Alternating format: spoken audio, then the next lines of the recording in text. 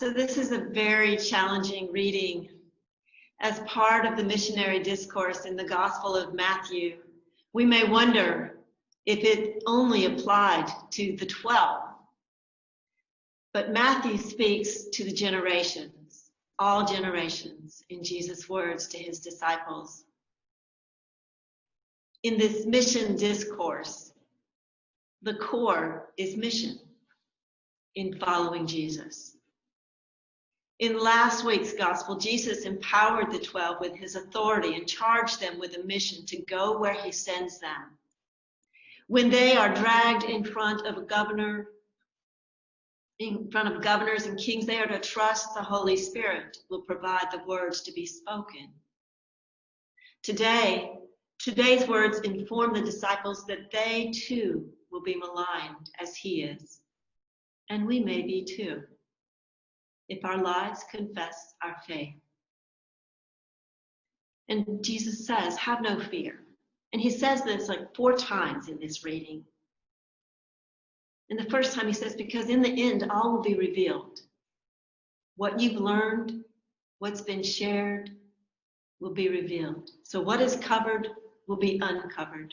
What is shared in secret will be made known. And what is shared in private community of the disciples at night is to be told to others in the light of day. What is whispered is to be proclaimed far and wide. Shout it out. Shout out what you know about the glory of God as revealed in Jesus Christ. And do not fear other human beings. Yes, they can take your life, but they cannot take your soul. There's only one who is to truly be feared, and it is God, because only God can take your body and your soul. And the good news is that God looks after even the little sparrows. 2 of them are sold for a penny, and not one of them can fall to the ground that God does not know. God will know everything. And the God who created you in the womb knows you so intimately that even the hairs of your head are all counted. You are valued and loved by God. And the question comes, do you acknowledge Jesus with your life?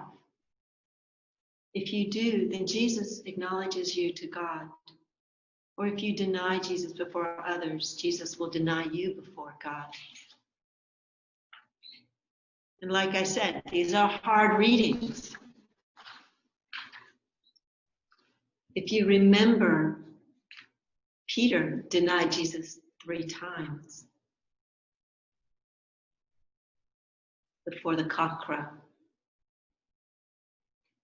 And then, after the resurrection, Jesus asked Peter 3 times, do you love me? And each time Peter said, you know I love you. And Peter would come back, Jesus would come back and say, well, feed my sheep, tend my sheep, take care of my sheep.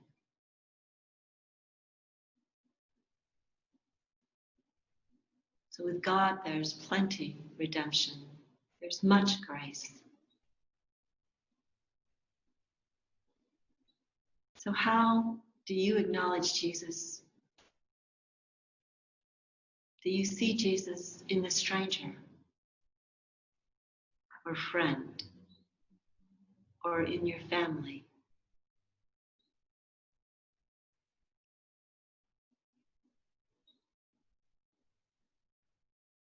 And I think this next part is the most difficult, because Jesus seems to be driving his point home really hard. Do not think that I have come to bring peace to the earth. I have not come to bring peace, but a sword. And sometimes it's going to be difficult, uncomfortable, and create division if you're following me. Family ties may be challenged, possibly even severed. Or one's family members may be the people who turn you into the authorities for challenging beliefs. It makes me think of the young man who's who was born blind, and Jesus heals him. And the authorities from the synagogue go to his parents and say, well, wasn't he born blind? How can he be seeing now? What do you know about this? And they're like, go ask him, he's of age. They do that a couple of times because they don't want to be thrown out. They don't want to be persecuted because of the healing that their son received from Jesus. And even Jesus, when his brothers and sisters and his mother come after him, thinking that he's off a bit, that he's really kind of lost it, he looks to his disciples and he says, here are my brothers and my sisters. These are the people who walk with me.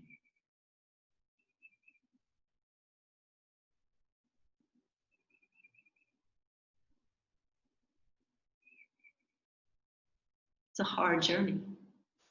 And it was especially so for Matthew's community. It's a little harder for us to grasp this in the 21st century.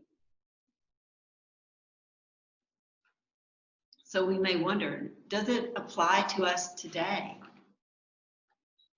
And I would say yes, no, maybe. If you ask anyone who's received a call to ordained ministry, especially someone who's married with children, and all of a sudden this whole new thing has come up, and they have to talk to their spouse, they have to consider the fullness of what it means to follow Jesus as a priest or a deacon or even a bishop.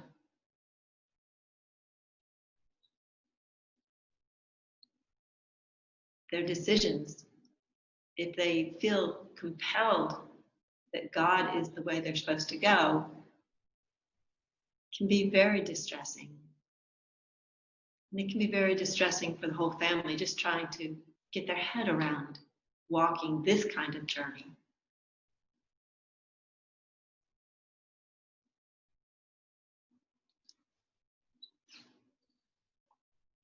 So it seems it comes down to, where do you put God in your life and in your heart?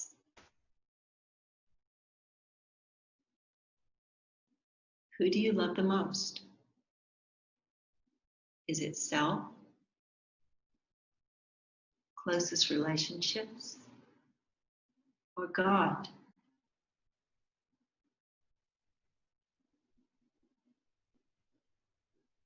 And do your closest relationships allow you to serve God with all your heart, mind, and soul?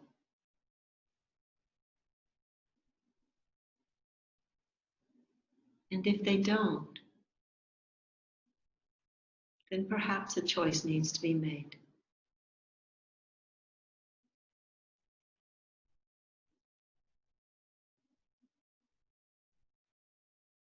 For those who find their life will lose it, and those who lose their life for my sake will find it.